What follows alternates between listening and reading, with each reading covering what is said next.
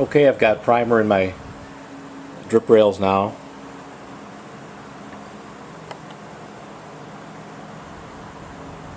I didn't completely clean out all the old seam sealer. It's actually was still quite pliable and doing its job, and it'd be a lot of work to get it out of there. And there's no reason to get it out unless it's been compromised and you've got some rust there. The only place I had any rust was just in this curved part here on the passenger side. The moisture had got under the seam sealer and there was some surface rust there.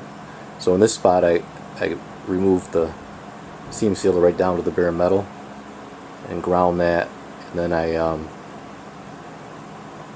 I used an acid surface prep to kill any possible remaining rust there, and then primed it.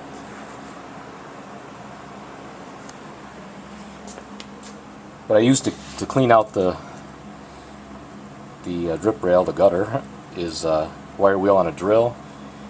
But what I found really worked best was I just took some 80 grit sandpaper, rolled it up into like a cylinder, and then I just put that in the trough there and just kept running it back and forth, and that actually did a real nice job in because basically what I had was with a number of paint jobs on this car over the 50+ years, there was like some paint down in here. It kind of builds up in this. It's kind of a neglected area where they don't give a lot of attention to when they do a repaint, and so the paint was actually cracked down in here, so I wanted to clean it up good, but there was no point, as I mentioned, in taking out all the seam sealer. The driver's side here, this side I didn't use the wire wheel at all. I used it on the other side, and then I discovered that the rolled up sandpaper actually worked better.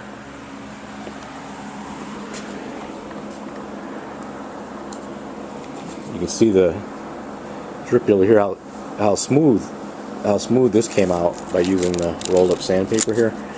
This actually just smoothed the old seam sealer down.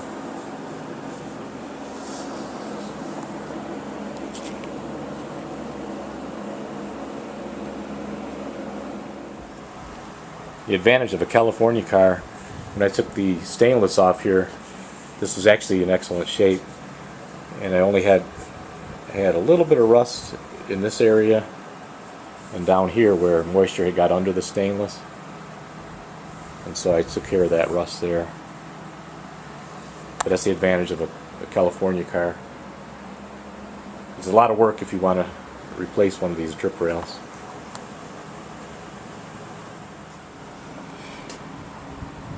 I'm prepping now to put the new seam sealer on, just to resurface, and I'm putting masking tape on here. The purpose is just to make the cleanup a little easier and keep me from getting caulk where I don't want. Because if you'll see here, you see the body line, and so you don't want any caulk, any seam sealer above on that body line there. So I'm going to put the tape along there.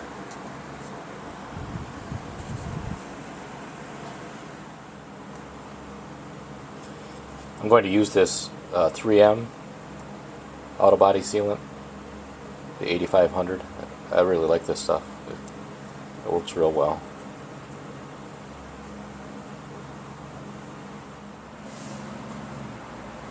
Okay, I found what I like to do is just use my finger. Now some places on the drip rail are narrower than others, and in that case the narrow parts, my pinky finger just barely fits in there, but the curve of the finger is really perfect for spreading out the seam sealer. Now, if you've got bigger fingers, like too big for the narrow parts, you may have to fabricate something round that you can use to spread it.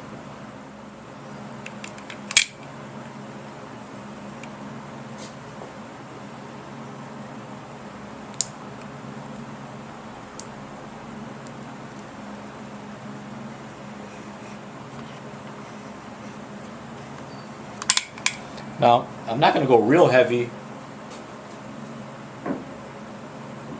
because, as I mentioned, there's already some seam sealer in the drip rail. This is basically just resurfacing it.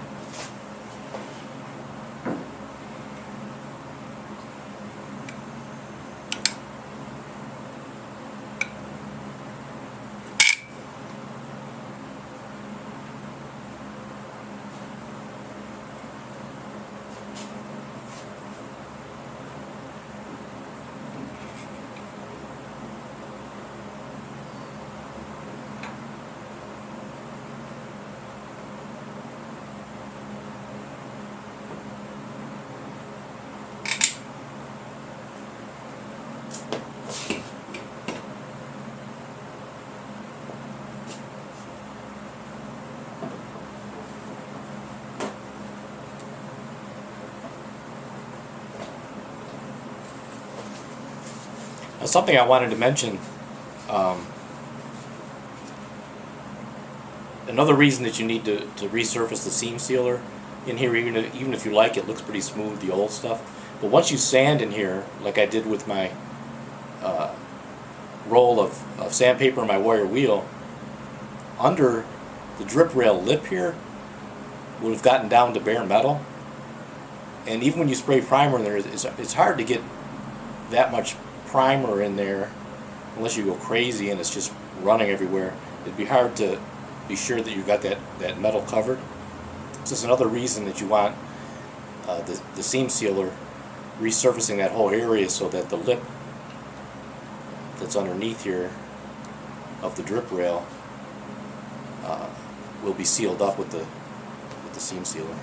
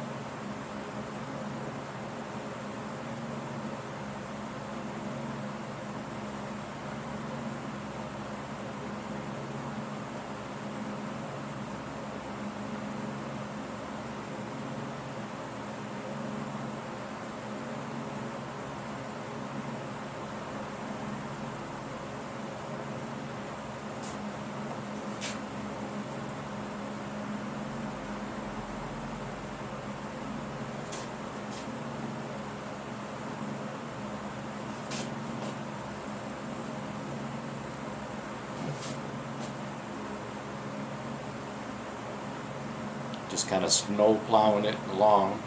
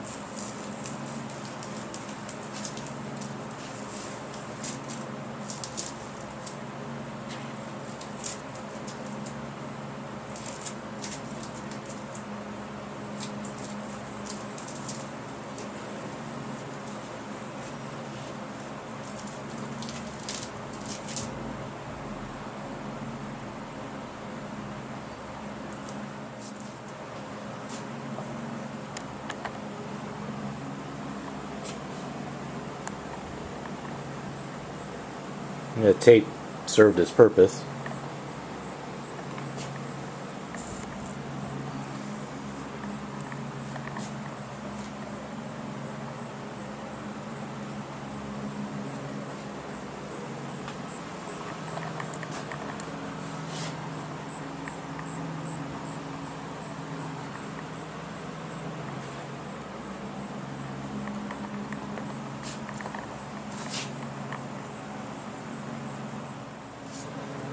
Okay, I got both sides on there of the seam sealer.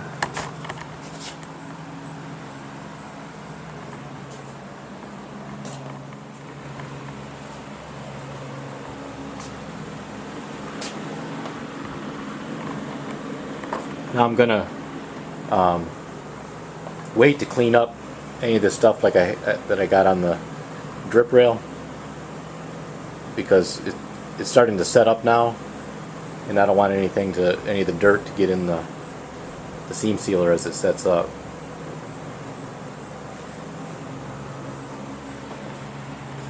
Now I'm going to leave this for a number of days to set up. I'm not going to bother with it. But then when I get back to working on my roof, you know, blocking it and refining everything, then I'll clean everything up here, anything that's not just right, and then I'll paint the seam sealer with another layer of primer.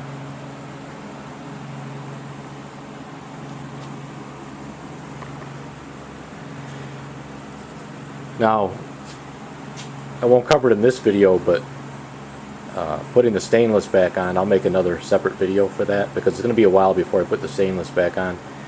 And I also want to show how you can refurbish the stainless, get any little dings and dents out of it, and polish it. And then I've got some nice tips as far as putting the stainless back on here, because that's something that people can really fight with. And also at that point, you know, you don't want to damage your paint, and you don't want to damage your stainless. So there's some tricks to putting that back on. So I'll show that in another video, but it'll be a little while yet.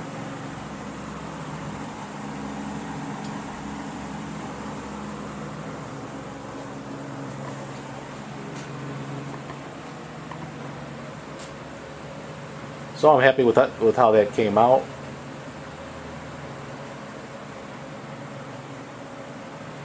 The roof has come a long way.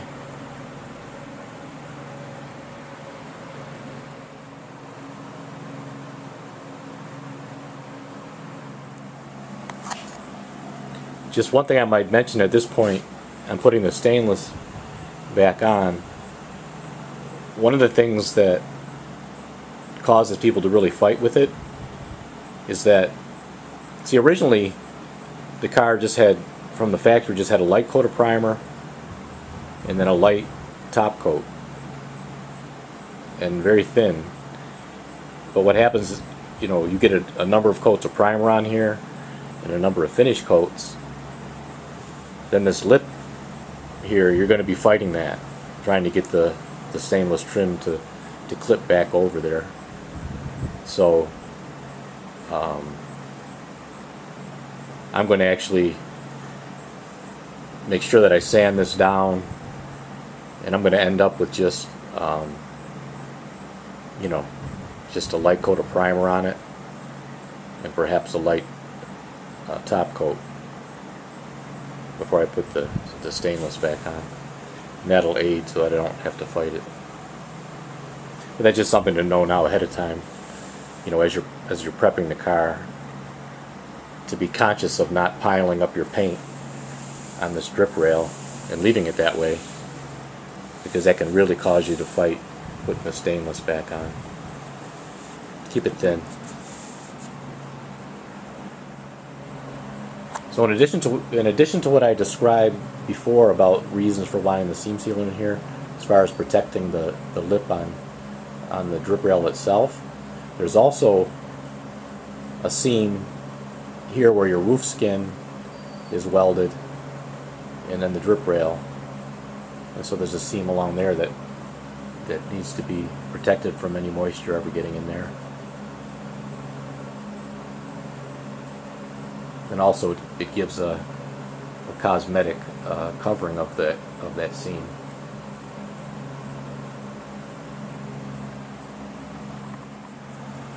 Now, having a car from California, you know, I've been real fortunate that these drip rails are in excellent condition. But now, you know, over the years it's very easy for cars to get rust in the drip rail. This section here is susceptible, and if you've got rust there, I recommend Joe Daddy's Garage channel on YouTube. He's got some nice videos on a couple different projects that he did on the early Mustangs, where in one he does a complete rail replacement, taking a drip rail off a donor car, and then on another he patches a section in, but very helpful, you know, if you've got any kind of significant rust in your drip rail.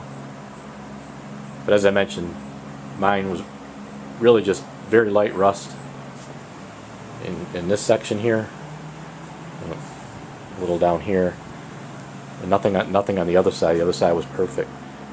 And so basically I was just looking at cleaning it up and refreshing it, because it's been neglected over 50 years.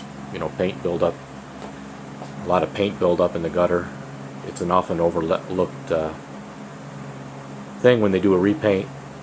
You know, I'm sure I was the first person ever to take the stainless off here. So on all the other repaints, you know, they just would have masked the stainless and sprayed it, and so you tend to get a lot of paint buildup in there, and it had cracked, and it really needed attention.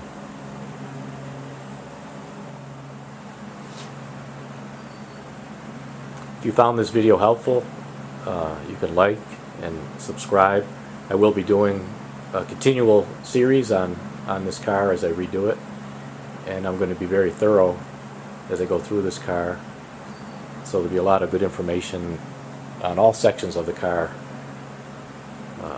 as I gradually, you know, go through it completely, make everything right, make everything the way I want to on it, where I'll be happy with it.